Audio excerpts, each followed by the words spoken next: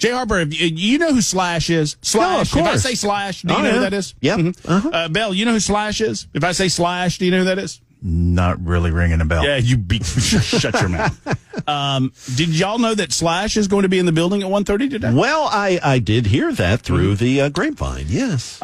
Jay, here's the question. Without participation from you, Headless Bell, Jay, if you were my executive producer and I said to you, we should try to get Slash on, would you take me seriously? Well, of course. I mean, he would be of interest to listeners regardless of their political leanings. I mean, it's just kind of a human interest thing. Right? I would think that people that listen to this radio station are very familiar with the work of Guns N' Roses, Axl Rose, Slash, etc., and they would be interested if he's in the building to have him stop by for 5 or 10 minutes. You know, there's particularly a male demographic, an age group there that would certainly enjoy that, I would think. Our WTN listeners. I would further think, Jay, while we're thinking along these lines, that if you threw it out to the listening audience on the membersnutrition.com super text line, hey, any questions for Slash? You would get a laundry list of questions. I would tend to agree. Mm-hmm. Now, hell, the man's appearing in TV commercials. I mean, it was the first question I actually thought of is that considering your hell-raising days in the late 80s and early 90s, did you ever think that you would be in like a Rocket Mortgage commercial or whatever it is? Whatever it is, yeah. The guy was shooting heroin in the 80s. And now he's in he's in a Geico commercial. Yeah. I mean, anyway, so I tell Bel that Slash is in the building. We should get him on. And Bel said, what'd you say, Bel? You remember? Maybe we can have him make sandwiches? Well, you said why. Yeah, why? But he'd have to wear a hairnet. This is actually a pretty funny story. Bel had Slash offer to make him a sandwich. I was working for Virgin Records in Denver, and Snake Pit was on tour, and I had the opening band. But Gilby Clarke was in Snake Pit. And Gilby was going to have a solo album coming out on Virgin. So I went back to the bus to introduce myself, and I knocked on the door. And Slash was playing for Snake Pit at the time, right? That was his band, okay, and Gilby was in his band. Okay. And Gilby answered the door. So I introduced myself. I said, hey, I'm your Virgin rep. I'll be working your record. He's like, oh, cool, man. Come on up. And invited me on the bus. And Slash was sitting in the booth making himself a sandwich. And Gilby introduced me to Slash, and he was like, oh, hey, man, cool. You want a sandwich?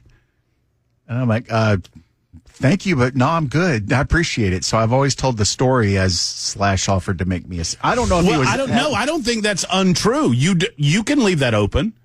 I mean, because you did not accept.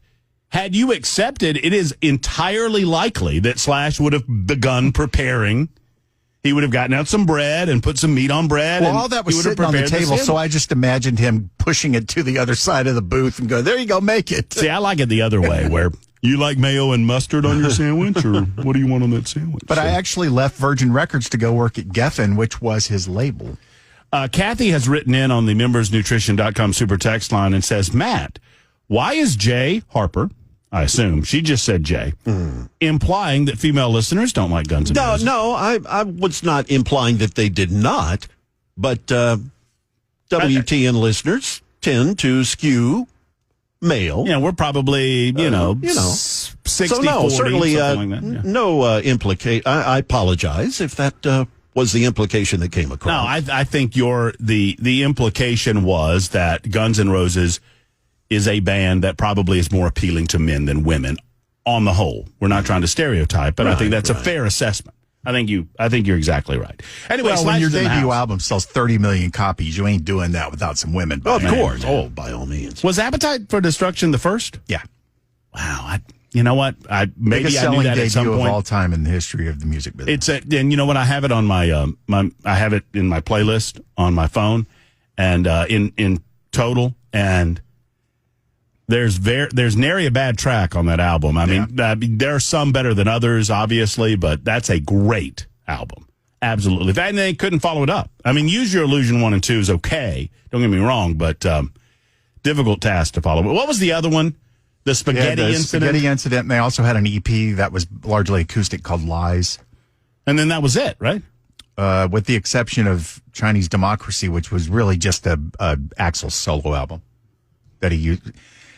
Slash and Duff made the mistake of selling the name rights back to Axl when he basically blackmailed them on tour and said, sell me back the name rights or I'm going home. And so they signed it off. So at that point, Axl could take the name and call whatever he wanted to call Guns N' Roses. Guns N' Roses. That's probably not a good idea. Well, they're all back together now and making millions of dollars. So what the hell?